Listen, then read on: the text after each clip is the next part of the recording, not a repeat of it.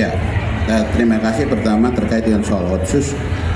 Otsus Undang-Undang 21 2001 sudah laksanakan revisi undang-undangnya menjadi Undang-Undang Nomor 2 Tahun 2021 dan ini implementasi sudah dilaksanakan. Sebenarnya kenapa harus ada Otsus Jilid 2? Karena pada saat Otsus pelaksanaan pertama itu tidak dapat lakukan evaluasi ya, sehingga susah untuk mengukur capaian-capaian kinerja percepatan pembangunan kesejahteraan di Provinsi Papua yang waktu itu Papua masih satu membawahi 28 kabupaten dan satu kota.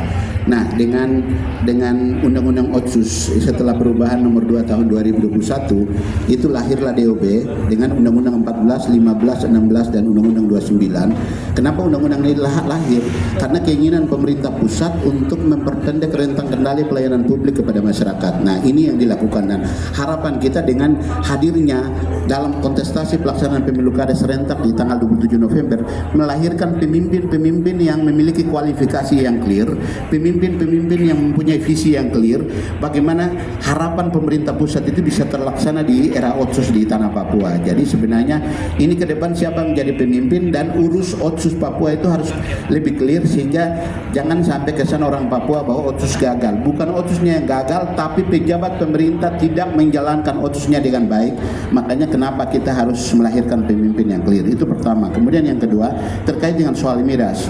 Soal miras saya pikir kembali kepada regulasi kita. Regulasi ini bukan soal PAD. Kalau ternyata PAD yang bisa kita dapatkan katakanlah dari PT Freeport Indonesia. Nah, tadi sudah jelas kami sampaikan bahwa di bawah PT Freeport Indonesia kurang lebih ada 400 subkon kerjaan di bawah, tapi uangnya tidak berputar di Papua Tengah ini. Uangnya lebih banyak keluar karena apa? Tidak pernah ada kantor di sini. Makanya ke depan kalau Tuhan berkenan melalui rakyat di Provinsi Papua Tengah memilih kami jadi pemimpin, maka kita jadikan Mimika ini adalah kawasan industri atau kota industri melalui Pergub. Kenapa kita jadikan sebagai kota industri? Dengan maksud 400 subkon kerjaan harus wajib berkantor di sini supaya bayar pajak kepada pemerintah daerah dan pajak itu kita gunakan untuk mensejahterakan masyarakat. Kalau miras, kalau tidak menguntungkan masyarakat ya kita kalau hapus ya kita hapus karena tidak menguntungkan bagi masyarakat. Kemudian yang ketiga itu terkait dengan soal calon wakil gubernur kami yang hari ini tidak mendampingi kami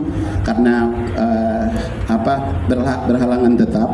Nah, untuk saat ini teman-teman koalisi partai politik sedang membahas dan mendiskusikan calon penggantinya karena waktunya 40 hari. Nah, di amanat undang-undang itu mengatakan bahwa kalau kurang dari 30 hari maka calon gubernur itu melanjutkan sampai dengan proses pilkada selesai. Tapi karena ini masih ada durasi waktu 40 hari, maka KPU memberikan kesempatan kepada kami paling lama di hari Selasa untuk menyampaikan calon penggantinya. Nah, sekarang teman-teman koalisi partai politik ini sedang membicarakan dengan tokoh-tokoh kurang lebih sekitar 16 atau 17 nama-nama yang masuk ini.